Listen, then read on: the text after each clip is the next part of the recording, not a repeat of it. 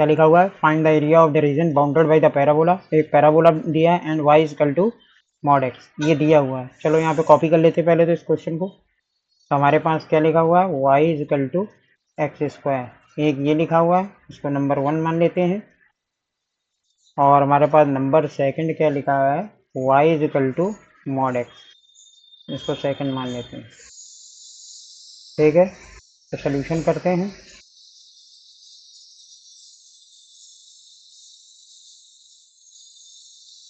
Solution में क्या है वो देख लेते हैं।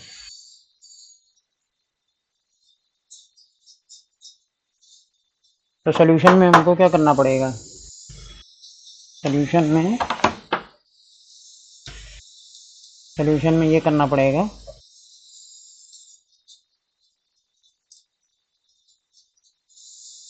कि दोनों के ग्राफ हमको देखने पड़ेंगे, 1 और 2 के ग्राफ देखने पड़ेंगे। तो ग्राफ कैसे, इसको ग्राफ बना लो। ठीक है, तो इसका ग्राफ बनाते हैं। तो y equal to x square, ये तुम लोग पहले जानते होगे। ये एक पैराबोला जो y x square is equal to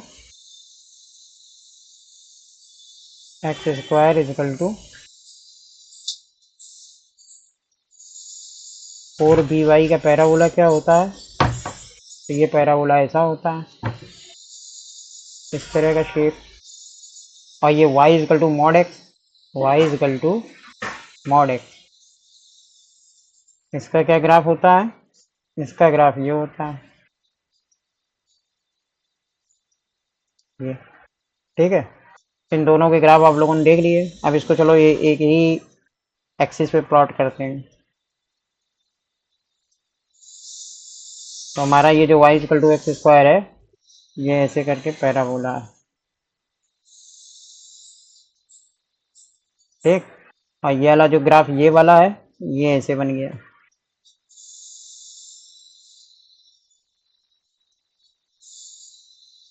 इस साइड ऐसे बन गया। ठीक है, ये एक्स एक्सिस हो गया, ये वाई एक्सिस हो गया, ये ओरिजिन हो गया।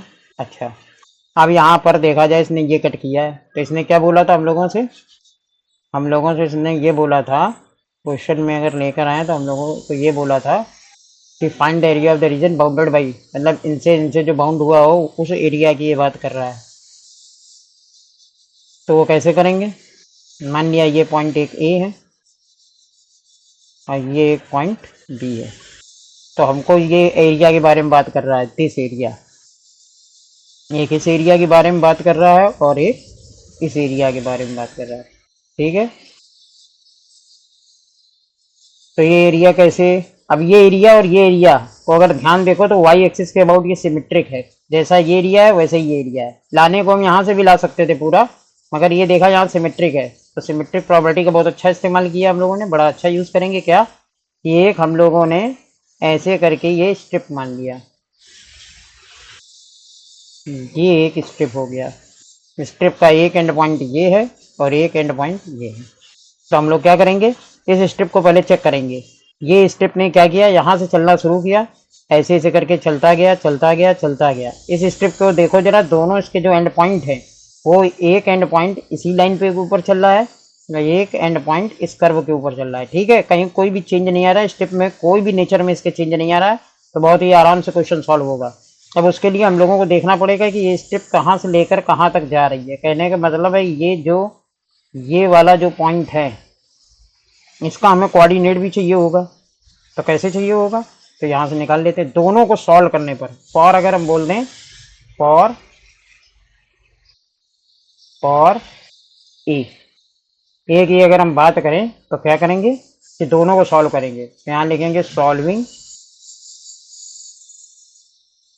फर्स्ट कॉमा सेकंड, इस तरीके से सॉल्व करेंगे। तो जरा इन दोनों को,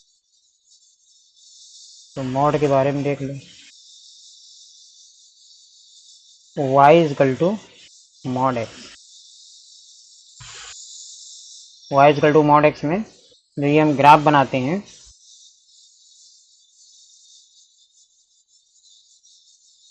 इस तरीके का जो ये ग्राफ आता है, ये कुछ नहीं है यहाँ पे, ये यहाँ कुछ नहीं है, ठीक है। ये ऐसे करके ये लाइन, ये एक्स एक्सिस है, ये वाई एक्सिस है, ये ओरिजिन है। तो यहाँ पर ये जो मॉड एक्स है वो इस तरह का ग्राफ है। तो यहाँ मॉड की डेफिनीशन क्या होती है? मॉड की डेफिनीशन होती है कि अगर mod x is less than zero है तो ये कैसा खुलेगा? जब ये नेगेटिव नंबर होगा, इसके अंदर देखते हैं मॉड के अंदर ये जो एक्स है, ये एक्स से लेस देन जीरो होगा तो ये नेगेटिव होगा, नेगेटिव होगा तो ये नेगेटिव लगा के खुलेगा। मतलब ये कैसे ओपन होगा?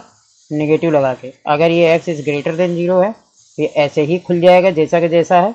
अगर एक्स इजकल टू जीरो है तो मॉड जीरो का वैल्यू फिर जीरो आता है। तो ये इसकी डेफिनीशन हो गई। तो हमारे पास क्या है, जब ये एक्स की वैल्यू जीरो से छोटी है, मतलब इधर की तरफ चल रहे हैं, तो इसकी डेफिनीशन ये है, मतलब ये जो वाई है वो माइनस एक्स के इक्वल है।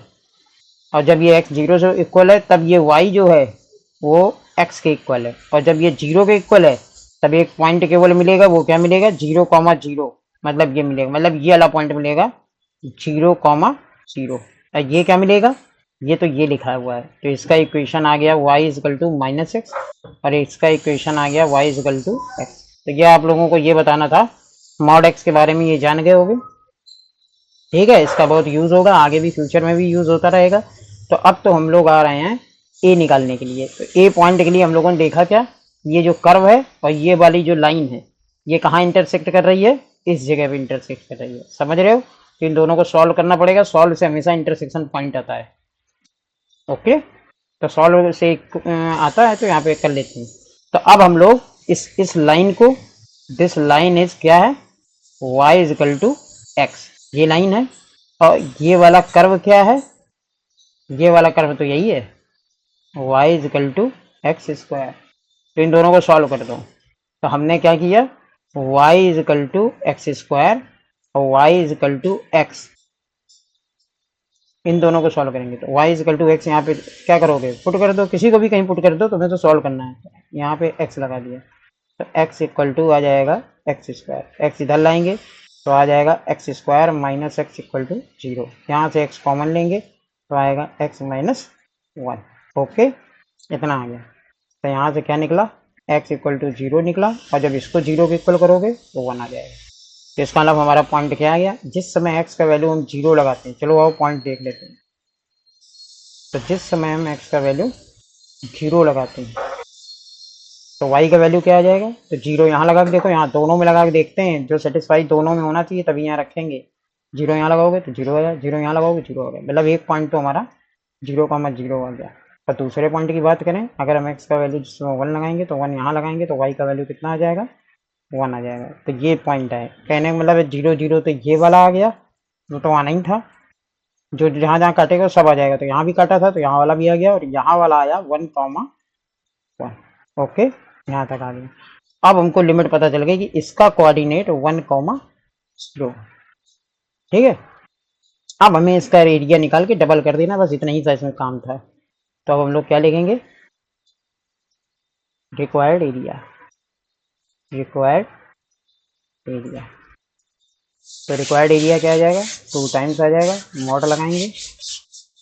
एरिया का फार्मूला मैंने क्या बताया था कि अगर वर्टिकल स्ट्रिप है तो y2 माइनस वाई वन करेंगे, ओके। चलो मैं लिख देता हूँ y2 माइनस वाई वन।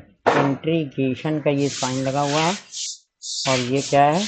ये है dx, ठीक है। अब हमको कुछ नहीं, इसमें वैल्यू से पुट करनी है। टू लगाया, मॉड लगाया, इंटीग्रेशन का साइन लगाया, देखा इंटीग्रेट कहाँ से कहाँ तक करना है, ये स्ट्रिप कहाँ से कहाँ तक जा रही है ऐसे। और हॉरिजॉन्टल देखो, यहाँ पे वर्टिकल स्ट्रिप है तो यहाँ से यहाँ तक रन करेगी, जीरो से लेकर वन तक जाएगी। तो हमने क्या किया, जीरो से लेकर वन तक चले गए, और यहाँ y2 माइनस वाई वन। तो y2 मैंने क्या कहा था? अपर माइनस लोअर कर दो, यही मैंने बोला था। तो अपर का मतलब हो गया x, मतलब ये वाला y क्या है? x, और ये क्या है? X square. तो ये ऊपर दिखाई दे रहा है, तो x minus x square, okay. तो बस यहाँ क्या लिख दिया? x माइनस एक्स स्क्वायर, और यहाँ क्या लिख दिया? dx, इसको इंटीग्रेट, ठीक है। तो कितना आएगा?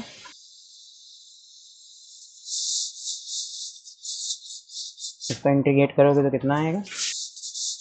और इंटीग्रेट करते हैं तो टू टाइम्स आ गया, इसका इंटीग्रेशन कितना हो गया, इसका इंटीग्रेशन हो गया एक्स स्क्वायर अपॉन टू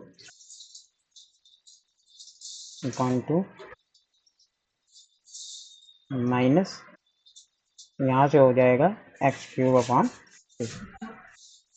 ठीक है, कोई दिक्कत यहाँ तक? बिल्कुल नहीं।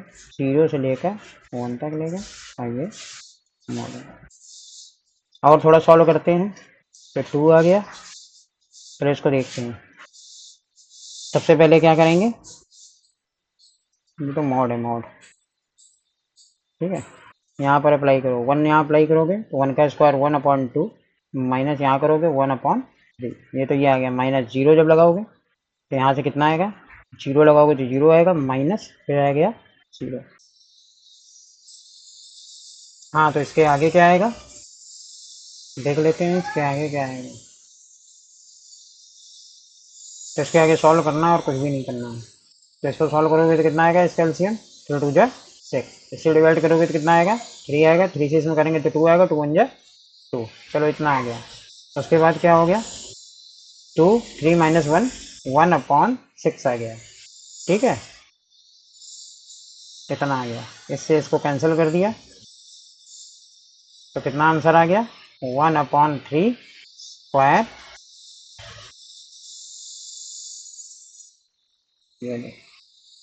ओके, ये खत्म हो गया। ठीक है।